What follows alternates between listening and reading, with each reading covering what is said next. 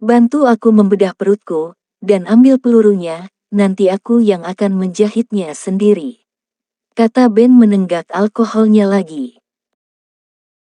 Wanita kasir itu tegang, takut dan was-was itu pasti, bagaimana lagi, yang akan ia hadapi adalah tentang nyawa seseorang yang ada di ambang kematian. Sedangkan, wanita kasir tersebut bukanlah seorang dokter, ia hanyalah wanita biasa yang bekerja di balik meja komputer kasir, meski sesekali ia membantu di klinik tapi kemampuannya tidak sejauh itu. Pergilah jika kau takut, kata Ben lemah, dan mengayunkan botol whiskinya. Akan kulakukan. Benarkah? Aku tidak mau kau pingsan di pertengahan. Tidak, aku yakin aku bisa, berikan instruksinya. Kata wanita kasir tersebut dan duduk di samping Ben dengan mengambil sarung tangan lateks. Pertama-tama bersihkan dulu tanganmu menggunakan desinfektan, atau jika perlu kau cuci tangan dulu. Kata Ben. Akan kulakukan. Wanita itu berdiri dan pergi dari kamar Ben. Setelah beberapa menit, wanita itu kembali dengan tangan bersih dan menutup pintu Ben dengan tubuhnya. Setelah bersih, wanita itu mengolesi tangannya dengan desinfektan, kemudian memakai sarung tangannya. Ambil belati itu, kata Ben. Kenapa memakai belati? Di sini ada pisau bedah. Pakai saja itu, untuk membuka perutku, aku akan lebih menikmatinya daripada memakai pisau bedah. Kata Ben. Ben kemudian menaruh gumpalan kain kembali ke dalam mulutnya, dan menuangkan alkoholnya pada perutnya yang berlubang karena peluru. Wanita itu segera memasang alat infus lebih dulu. Dengan instruksi yang Ben berikan, sesekali Ben membantu memasang alat infusnya sendiri ke tangannya. Ia mengambil jarum kecil dan mendorongnya seperti hanya sedang bermain di otot tangannya. Kau sangat terampil, kata wanita itu. Aku terlatih dalam segala hal, apalagi saat keadaan terdesak, kata Ben serius. Jarum kecil itu pun langsung menancap ke dalam ototnya, dan wanita kasir membantu memasang infus dengan bantuan instruksi Ben. Setelah urusan infus selesai, dan kantong darah selesai, semuanya ditaruh dan gantung di tempat gantungan baju. Sembarang saja yang penting lebih tinggi dari tubuh Ben. Iris memanjang, dengarkan aku, saat tanganku naik, kau harus berhenti. Kata Ben. Wanita itu mengangguk, tangannya gemetar memegang belati. Jangan gemetar, jika tanganmu bergerak kau akan memotong tempat yang salah. Kata Ben. Wanita kasir itu menarik nafasnya panjang, dan memejamkan mata sembari membuang nafas pelan. Perlahan. Dengan membuka mata dan berusaha tenang. Hingga jantungnya mulai tak berlarian ia mulai menusukkan belatinya, membuka luka, dan melebarkannya agar ia dapat melihat di mana posisi peluru yang bersarang di perut Ben.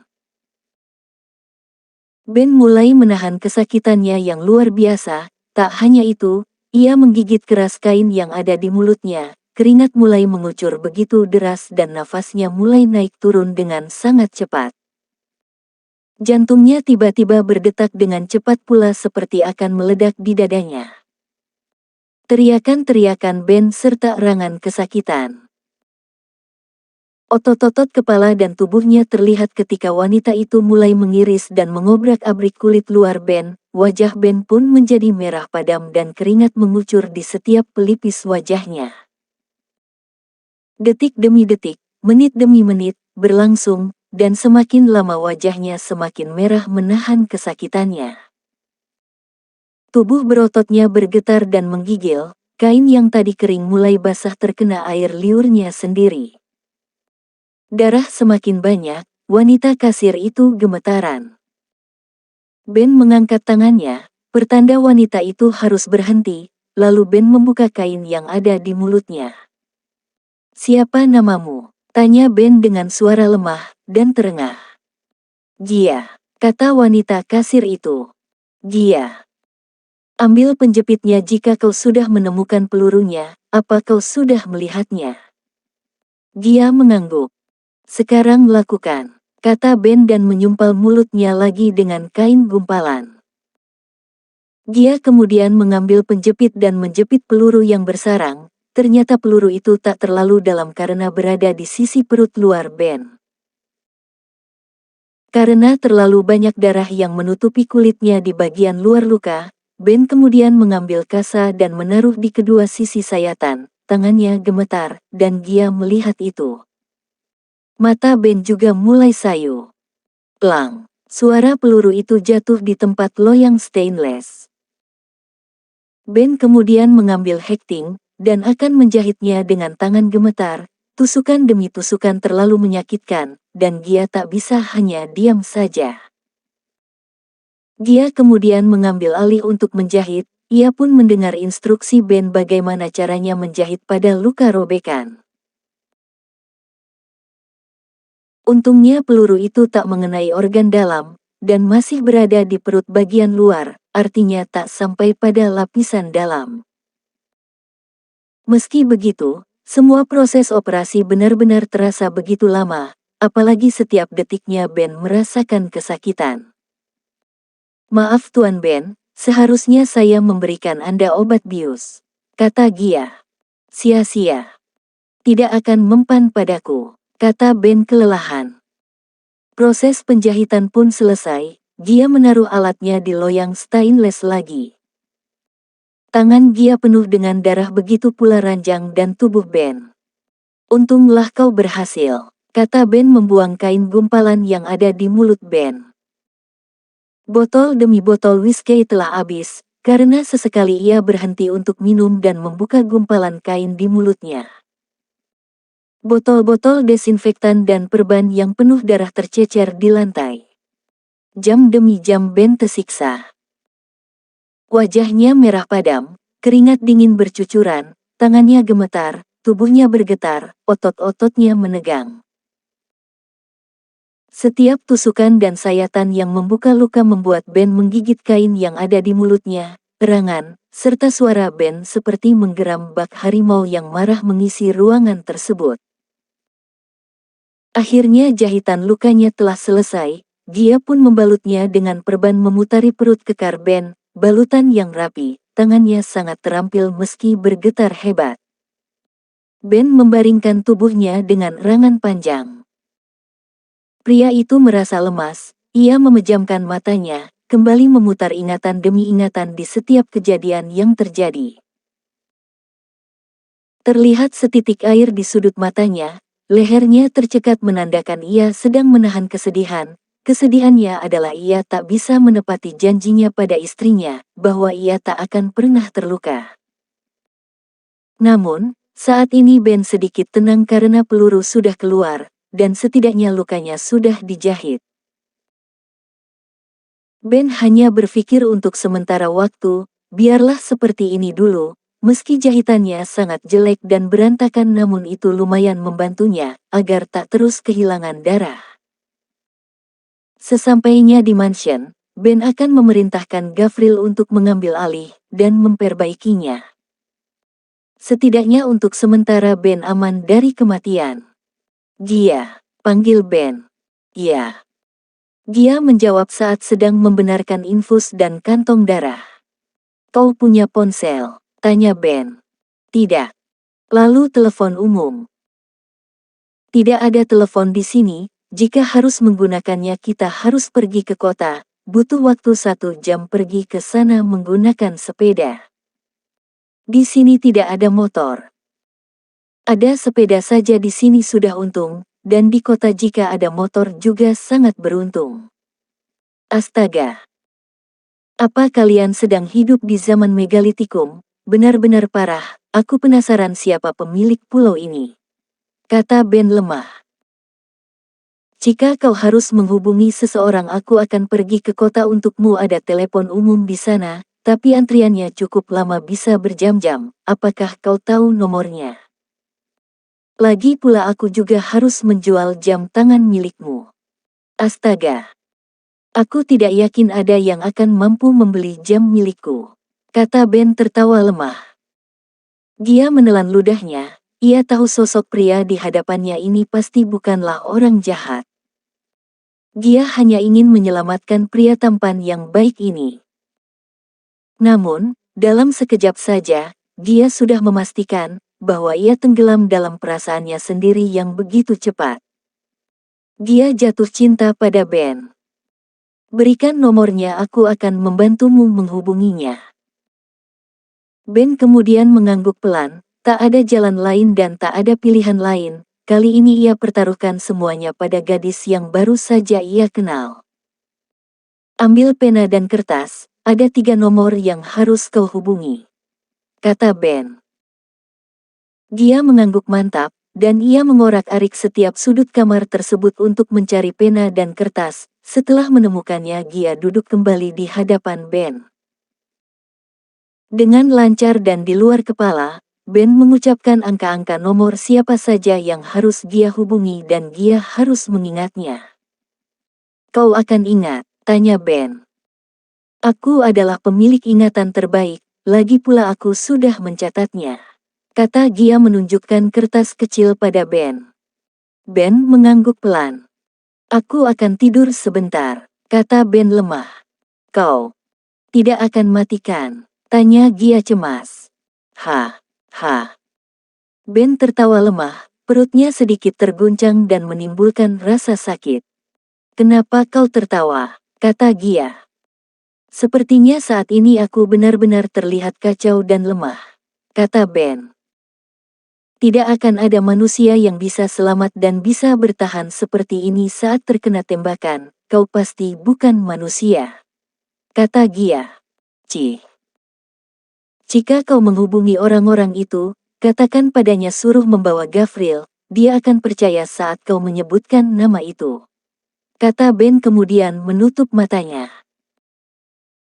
Ben hanya berharap operasi yang ia dan Gia lakukan cukup untuk menutup lukanya untuk sementara waktu. Ben juga berharap operasi nekat itu tak akan membuat komplikasi atau efek samping.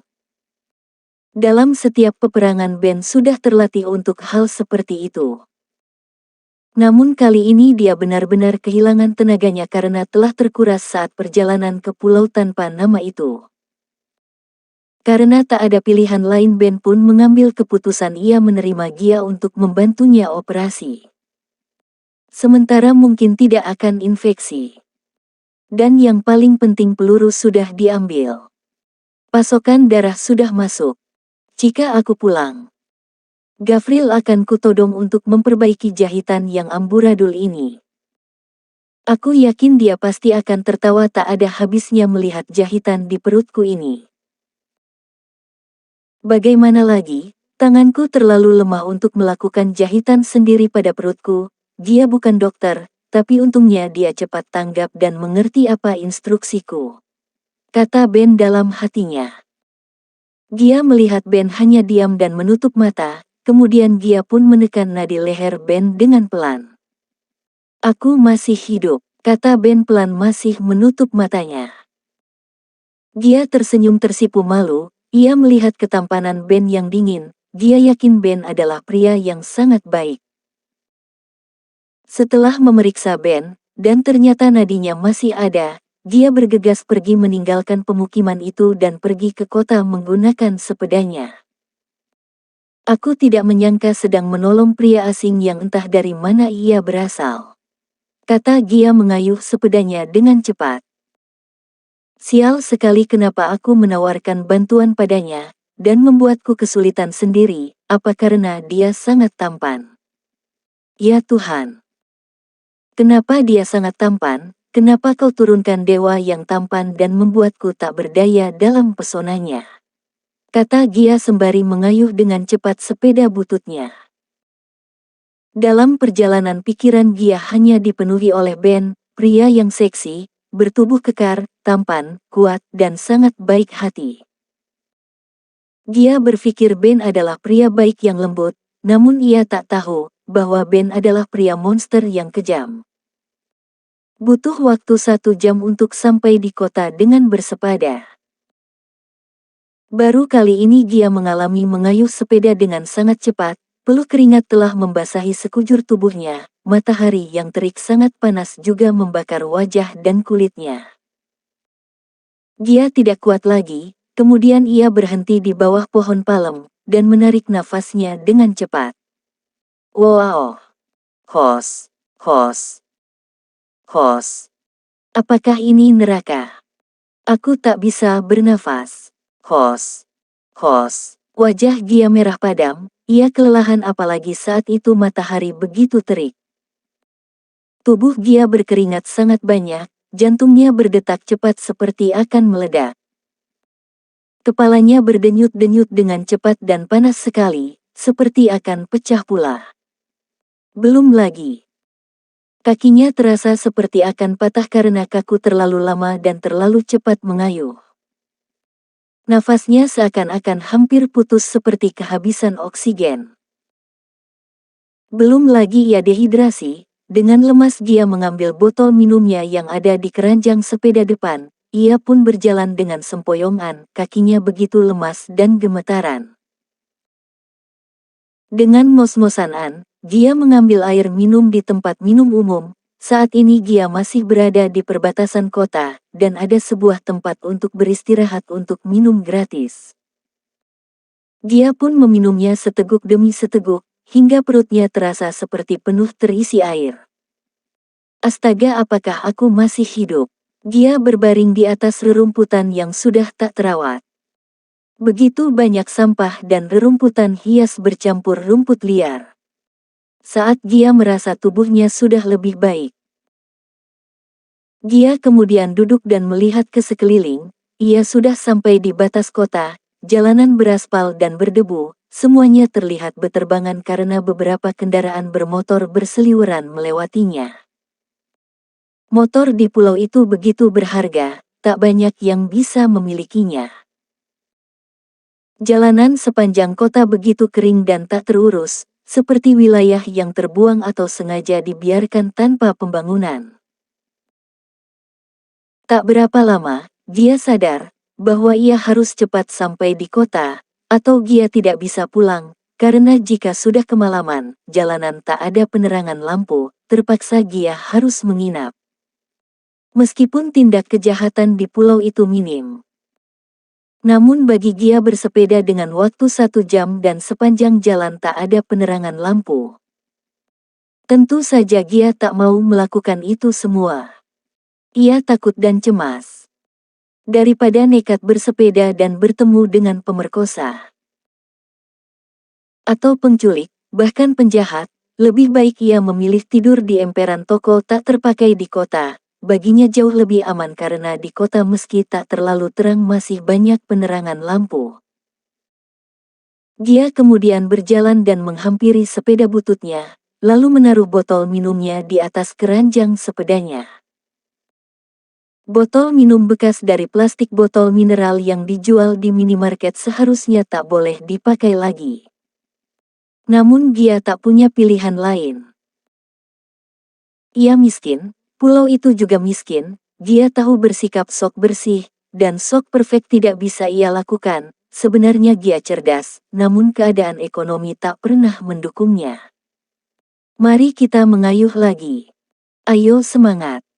Demi menolong orang sekarat yang tampan, kata Gia menepuk sadel sepedanya.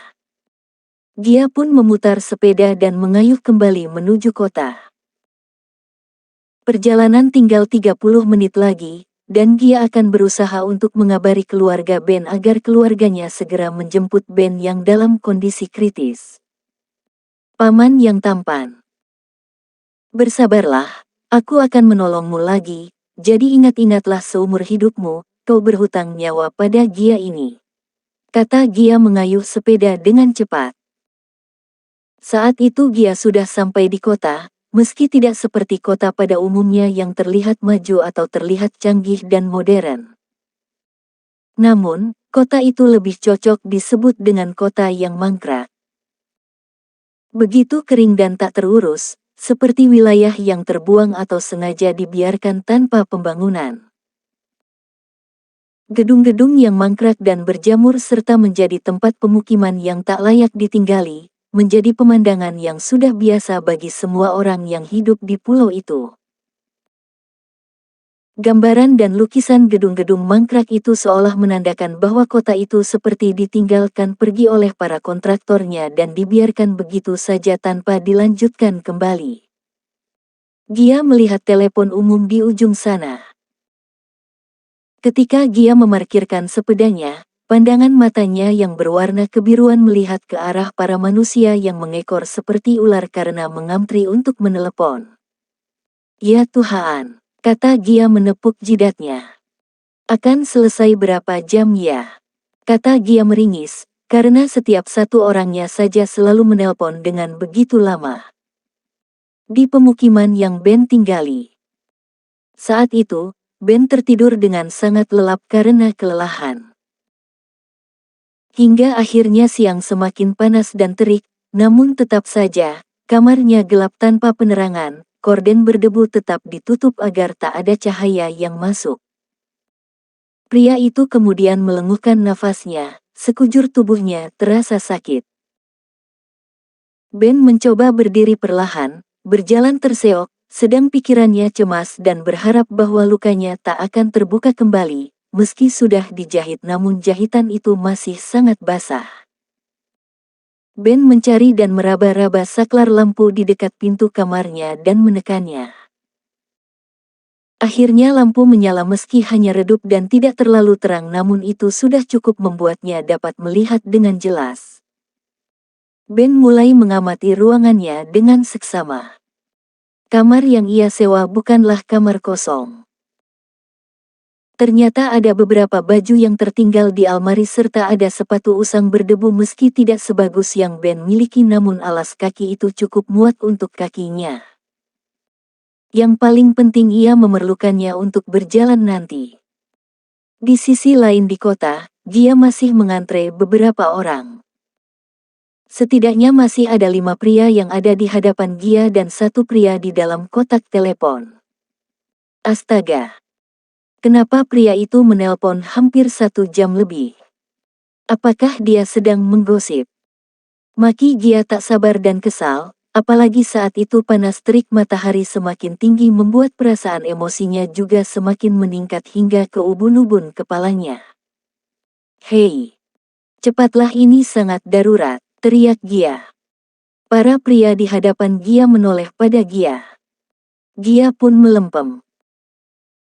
Namun, si pria yang ada di dalam kotak telepon masih saja asyik mengobrol dan tertawa terbahak-bahak seolah tak peduli dengan teriakan dan kekesalan Gia. Gia semakin kesal dan benci, serta amarahnya meluap karena muak melihat wajah menyebalkan pria itu yang sangat tenang tertawa dan mengobrol. Gia pun maju dan menggedor-gedor kaca usang kotak telepon. Brak brak brak. Keluar. Kau sudah 2 jam berbicara, gantian yang lain, aku sedang sangat terburu-buru, ini adalah keadaan darurat dan sangat urgen. Teriak Gia dengan marah. Pria di dalam kotak telepon pun melihat Gia, dan menaikkan kedua bahunya seolah ia tak mengerti atau pura-pura tak mengerti apa yang Gia katakan dan melanjutkan mengobrol lagi. Karena amarah Gia tak direspon oleh lelaki itu, Gia pun semakin marah dan semakin kesal. Brak brak brak brak. Gia memukul kotak kaca telepon berkali-kali dengan emosi membara. Nona, ada masalah apa? Tanya salah satu pria yang ada di antrian.